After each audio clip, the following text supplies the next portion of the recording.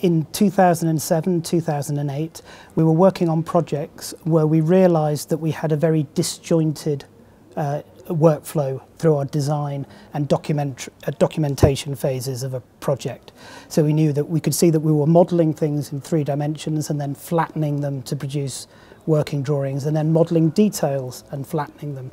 And it was a very disjointed, inefficient workflow. So we started to look to a more linear solution to our production of information and our design processes. That, in effect, brought us to building information modelling without us necessarily realising that that's where it was going. We started to see the value in the processes to restructure the way that we worked, the way that we managed the practice. So effectively, building information modelling gave us an opportunity to reimagine the practice in a much more structured and organised way. Then allowed us to be more quality controlled, more organised and thorough, which was really important for a small practice trying to grow. And that really gained confidence in some of our clients. So when you're a small practice trying to grow, it's easy to imagine that you might fail. Having good quality, well-structured information is a good way of gaining the confidence of your collaborators and your contractors. So there are other benefits, so that the efficiency of our team is very much improved. It also, because there is a structure built around the practice using building information modelling, it allows us to give younger people more responsibility earlier in their career, which helps their confidence and helps them grow, which is good for them, it's good for the business, it's good for staff retention, and it's good for the atmosphere in the office. When we implemented BIM, which is in 2008, and the timing was quite interesting because it was at the beginning of the global economic crisis, it felt like quite a big step for the practice. It felt like there was a lot of investment to be made, and that's quite a commitment.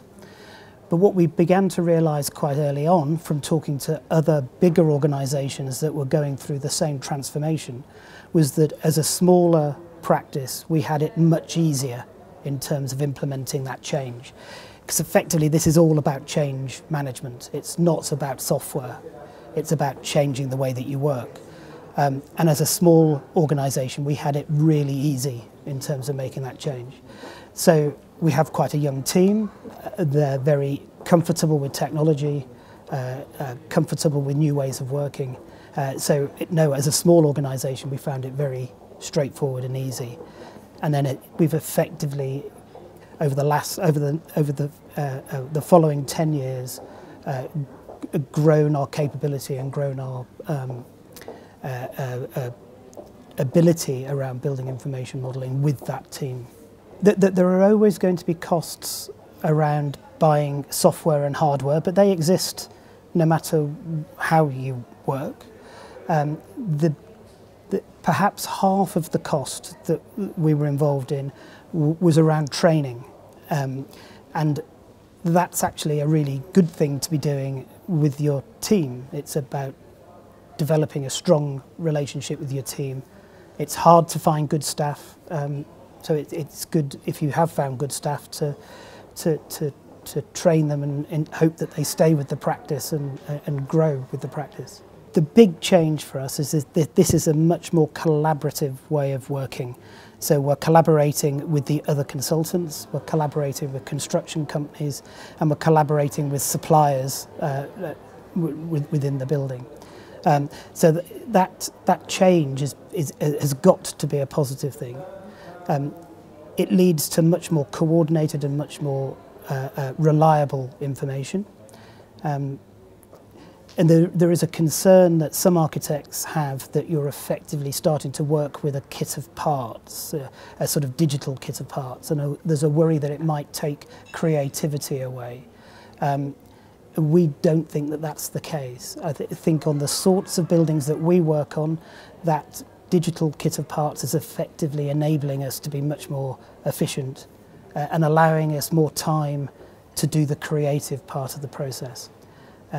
So we know that since the global recession, there's been a real pressure on fees. So anything that makes us more efficient, that gives us more time to be creative, has got to be a good thing. Restrict the marketplace? No, it doesn't. So we've been through lots of different iterations of how we've worked with suppliers. So we're working with generic geometric models that have unique identifiers that are then linked to database information that is populated by the supplier. So effectively, that's allowing us to attach information from the supplier to our geometric model. So it's not about having very heavy models that have been effectively developed by your suppliers. It's about the right amount of information at the right time in the right place. Well, I've only been in Chile for a few days, but it's been a very intense few days, and it's extremely exciting. So the energy around this conference, the Plan BIM conference, is incredible. There's people standing outside watching on TV screens. There's that many people here, which is awesome. The team here has also got a very clear roadmap as to where they're going. And I think what they've done, which is very clever, is that they've looked at what else is happening in the world and very quickly put together the best bits of what's happening elsewhere and then implementing that. So their ambitions for mandating BIM level 2 or BIM in Chile for 2020 seems very achievable. So in terms of size of project, when we started this process, we thought that perhaps we would only use BIM on certain sorts of projects and certain sizes of projects.